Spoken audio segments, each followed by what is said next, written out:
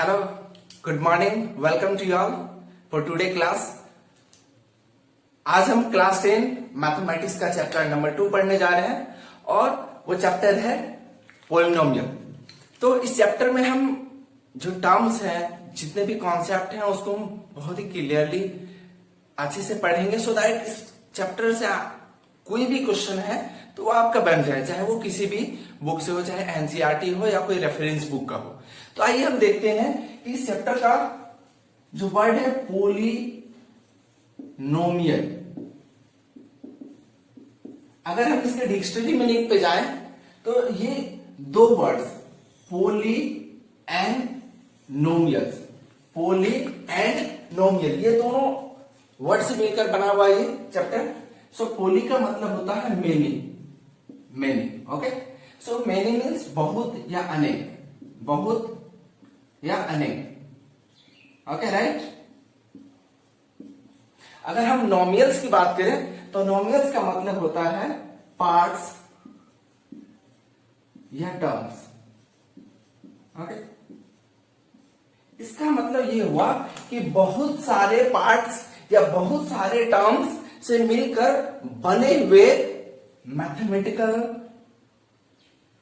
जो भी हमारा कुछ है, जो हम इसको पॉलिनोमियल बोल रहे हैं। दैट मीन्स अगर हिंदी में हम इसको बोले तो बहुत टर्म्स का हिंदी होता है पद या भाग। पद मतलब बहुत सारे पद, दैट मीन्स बहुपद, ओके। सो बहुपद। तो अब यहां पे हम समझेंगे टर्म्स, क्योंकि मैनी का मतलब तो हमको समझ में आ गया क्योंकि इंग्लिश में बहुत ही अनेक है, लेकिन टर्म्स क्योंकि हमारे मैथमेटिक्स में बहुत सारे ब्रांचेस है, लाइक अलजेब्रा, ट्रिगोनोमेट्री, स्टैटिस्टिक्स है, मेंसुरेशन है, ज्योमेट्री है। तो ये जो हम चैप्टर पढ़ रहे हैं वो बेसिकली अलजेब्रा का है, और हम लोग अलजेब्रा में टर्म्स किसे कहेंगे वो पहले जानेंगे, क्योंकि हम किसको टर्म कहेंगे और कहेंगे तो क्यों कहेंगे, किसको टर्म नहीं कहेंगे और नहीं कहेंगे टर्म्स तो क्यों नहीं कहेंगे, तो उसको हमें समझना है, ओके। सो यहां पे हम सबसे पहले जानेंगे कि टर्म्स, मेन हमारा कंसंट्रेशन है टर्म्स को समझना। तो ये टर्म्स हम अलजेब्रा में टर्म्स किसको कहेंगे और किसको नहीं कहेंगे। तो बेसिकली टर्म्स जो होता है वो दो पार्ट का कॉम्बिनेशन है ये, और दोनों पार्ट जो है वो मल्टीप्लीकेशन के साइन के साथ रहता है। दो पार्ट्स किसके साथ रहेगा? मल्टीप्लाइड साइन के साथ। अब पहला पार्ट जो होगा वो रियल नंबर होगा, रियल नंबर। रियल मतलब वास्तविक संख्या। अगर हम सिंपली एक लाइन में डिफाइन करें तो that numbers which can be represented on the real line. वास्तविक रेखा पर जिन संख्याओं को हम प्रदर्शित कर सकते हैं वो रियल नंबर कहते हैं। इसके अंदर कौन कौन से नंबर आएंगे? आपके नेचुरल नंबर, जिसको प्राकृतिक संख्या बोलते हैं, होल नंबर जिसे हम पूर्ण संख्या बोलते हैं, next integers, next rational and irrational, rational and irrational. So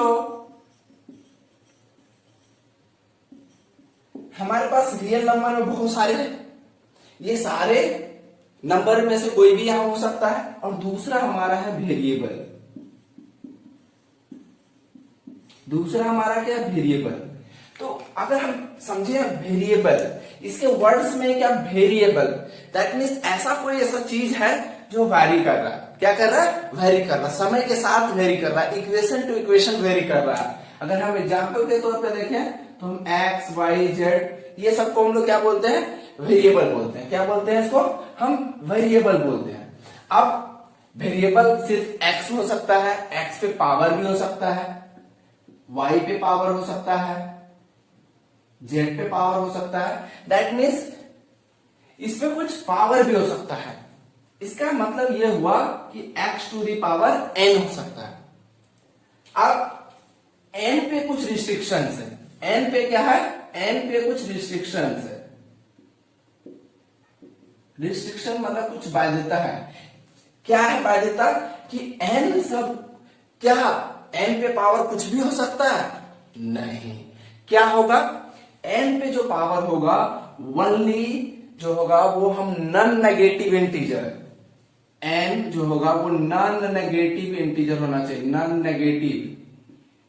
negative integers. Non negative integers का मतलब क्या होगा कि इंटीजर्स तो होंगे बट वो नेगेटिव इंटीजर्स को नहीं लेना है। अगर हम नंबर लाइन पर देखें तो हमारे इंटीजर्स क्या है? Minus infinitive to infinitive including zero.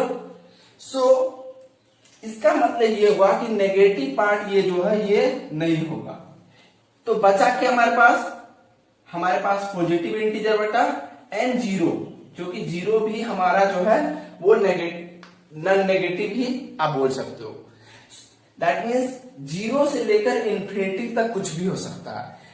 इसका मतलब क्या हुआ कि n जो होगा वो हमारा क्या होगा? Zero and positive integers, zero and positive integers. Okay, इसका मतलब ये हुआ कि अगर हम x पे पावर -3 रखेंगे तो क्या ये सही होगा? नहीं होगा। ये टर्म्स के अंदर आएगा? नहीं आएगा। क्यों नहीं आएगा?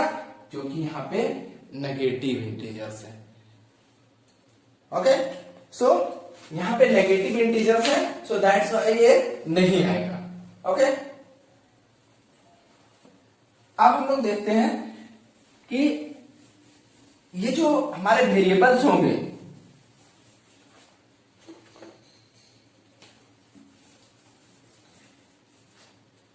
वो अकेले भी हो सकते हैं, दो भी हो सकते हैं और तीन भी हो सकते हैं। ओके, और कॉम्बिनेशन में हो सकते हैं। ओके, अब हम यहां पे जानेंगे कि कौन ऐसे जो हमारे कुछ एग्जाम्पल के थ्रू समझेंगे। अगर आप आंसर समझ पा रहे होंगे तो आप आंसर दे सकते हैं कि कौन टर्म होंगे और कौन टर्म नहीं होंगे। Like 6x, like 7x square, 6xy, 7xyz। तो यहां पे आपको फाइंड आउट करना है कि कौन से टर्म्स होंगे अलजेब्रा के कंडीशन के आधार पे और कौन टर्म नहीं होंगे। तो अगर हम 6x की बात करें तो 6 into X, 6 is a real number, okay, and x to the power 1 और 1 is a non negative integer, so it is a term. Second example 7 into X square, 7 is a real number, x to the power 2 and 2 is a non-negative integer, so it is also here there are two variables। आपका यहां पे 3 variable है, no issue, ये भी आपका terms कहलाएगा। अब सवाल उठता है क्या 6x to the power -3/2 ये इंटीजर है? अगर है तो आप लोग क्यों है और नहीं है तो क्यों नहीं है। तो आप यहां पे अगर देखेंगे इस पे पावर तो क्या है, एक तो नेगेटिव और दूसरा से फ्रैक्शन, दैट मींस इंटीजर नहीं है, सो ये हमारा टर्म्स नहीं होगा। ओके, एक और हमारा एग्जांपल्स बच गया है, दैट इज 5। तो अब सवाल उठता है कि हमारे टर्म्स होने के लिए दो टर्म्स का मल्टीप्लीकेशन चाहिए, एक नंबर और दूसरा वेरिएबल। तो क्या 5 टर्म्स है? क्या 5 टर्म्स, जितने भी तरह जो भी हमने कॉन्सेप्ट बताया टर्म्स को पहचानने का, क्या उस आधार पे 5 टर्म्स है? अगर है तो क्यों है और नहीं है तो क्यों नहीं है। अगर आपको आंसर आता है तो आप कमेंट करके लिखें कि 5 is a term in algebra और नॉट। क्या 5 एक टर्म कहलाएगा अलजेब्रा के अंदर? तो आंसर है 5 एक टर्म है। और सवाल उठता है कि इसके अंदर तो वेरिएबल नहीं है तो क्यों। तो आप याद रखिए कि अभी हमने थोड़ी देर पहले क्या बोला था कि n जो होगा वो नॉन नेगेटिव इंटीजर जरूर होगा बट जीरो भी होगा उसके अंदर। That means we can write 5x to the power 0। Okay, so 5x to the power 0, तो यहाँ पे पावर इसका 0 है, यहाँ पे दोनों मल्टीप्लिकेशन के फॉर्म में, this is a real number and this is a variable but the power is 0। सो ये भी एक टर्म कहलाएगा, ये भी एक टर्म कहलाएगा, क्योंकि वो सारा कंडीशन फुलफिल कर रहा है जो एक टर्म को कहलाने के लिए होना चाहिए। ओके, सो दूसरी ये में आप अगर देखेंगे वेरिएबल में क्या था कि टाइम टू टाइम उसका वैल्यू वेरी कर रहा था, टाइम टू टाइम उसका वैल्यू वेरी कर रहा था, इक्वेशन टू इक्वेशन उसका वैल्यू वेरी कर रहा था। बट यहां पे जो है x का वैल्यू आप कुछ भी रख दें, पावर 0 है, हमेशा 1 होगा, और जब 5 से मल्टीप्लाइड होगा तो वो 5 ही होगा। इट मींस इसको हम क्या कह सकते हैं, कांस्टेंट कह सकते हैं। सो कांस्टेंट हमने पहला टर्म समझा, दूसरा कांस्टेंट, कांस्टेंट दैट मींस वैसे टर्म्स जो टाइम के साथ नहीं वेरी करते हैं, that means it doesn't very with time, it doesn't very with equations. Okay, so it is clear कि 5 हमारा जो है वो एक कांस्टेंट कहलाएगा। ओके, और कांस्टेंट भी एक टर्म है। ओके, कांस्टेंट भी एक टर्म है। इस तरह से कुल मिलाकर हमें जो कंक्लूजन आया कि हमारा जो टर्म होगा ये might be only a variable with multiplied with constant term, combination of variable and constant and only a constant. That means this all are called terms. Condition is only कि हमारा जो criteria है term कहलाने के लिए वो fulfil करना चाहिए। अगर वो फुलफिल करता है तो वो टर्म्स कहलाएगा। ओके, सो अब हम लोग देखते हैं डिग्री ऑफ पोलिनोमियल कि जो पोलिनोमियल हमारा है उसमें क्या होता है कि आपने देखा कि पावर था, जैसे कि x पे पावर 1 भी हो सकता है, x पे पावर 2 भी हो सकता है, या फिर 2 वेरिएबल है इस तरह से भी हो सकते हैं। तो एक तो हो गया कि सिंगल वेरिएबल, सिंगल वेरिएबल जब होगा और टर्म्स एक से ज्यादा होंगे तब हम डिग्री एक्चुअली में हम अगर डिफाइन करें कि डिग्री क्या बोलेंगे, तो जो भी हमारा जो पोलिनोमियल है उसका पावर, जो वेरिएबल का पावर होगा वही डिग्री कहलाता है। अब सवाल उठता है कि अगर सिर्फ एक ही टर्म है तब हमारे लिए कोई दिक्कत नहीं है, इसको हम बोल देंगे इसका x पे पावर 1 है तो इसकी डिग्री 1 हो जाएगी, अगर x स्क्वायर है तो इसकी डिग्री 2 हो जाएगी। लेकिन अगर सपोज दैट हमारे पास x cube plus x square इस तरह से अगर होंगे तो यहां पे हम कैसे आइडेंटिफाइड करेंगे कि हमारा डिग्री कितना है। तो यहां पे जो डिग्री होगा वो क्या होगा, आप लोगों में से लिख सकते हैं कोई कि यहां पे डिग्री क्या होगी, 3 होगा या 2 होगा, कंफ्यूजन में। तो चूंकि यहां पे हमको देखना है कि जितने भी टर्म्स होंगे उसमें से मैक्सिमम पावर किसका है, वेरिएबल का मैक्सिमम पावर कितना है। तो ये देखो इसका 3 इसका 2, दैट मींस 3। ये कब, जब हमारा वेरिएबल एक ही टाइप का है। बट इस तरह के क्वेश्चन में देखें कि यहाँ वेरिएबल हमारा एक से ज्यादा टाइप का है, तो इस पे पावर 1 इस पे पावर 1, तो यहाँ पे हम लोग क्या करेंगे, दोनों के पावर को ऐड कर देंगे और यहाँ पे डिग्री जो हमारा होगा वो 2 होगा।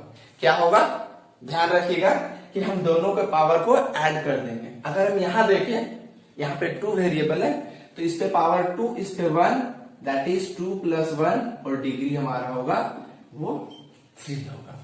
अगर 2 से ज्यादा हो जाए, X square Y square Z cube, तो यहाँ पे भी आप निकाल सकते हैं आसानी से। इस पे पावर 2 है, इस पे पावर 3, एक्स पे पावर 2, वाई पे पावर 2 एंड जेड पे पावर 3। सो यहां पे हो जाएगा 2 plus 2 plus 3, so 7। So degree will be 7। अगर हम कांस्टेंट टर्म जो हमने लास्ट में डिस्कस किया था, अगर वैसा आ जाए और फिर से अगर पावर पूछा जाए, सपोज दैट यहां पे आपको पावर पूछा जाए कि 4 इसकी डिग्री क्या होगी, तो देखो 4 एक टर्म जो है इसमें कोई वेरिएबल नहीं है लेकिन हिडन क्या है, x टू दी पावर 0। तो यहां पे अगर डिग्री लिखोगे, अगर आपसे पूछा जाए तो ये डिग्री इसकी 0 होगी। क्यों? क्योंकि इसकी पावर ऑलवेज 0 होगी। x to the power 0 is equal to 1 होता है। सो दैट्स वाई ये इसकी डिग्री जो होगी वो 0 होगी। ओके, सो यहां पे हमने 3 चीज टर्म्स पढ़ा, कांस्टेंट और डिग्री ऑफ पॉलिनोमियल।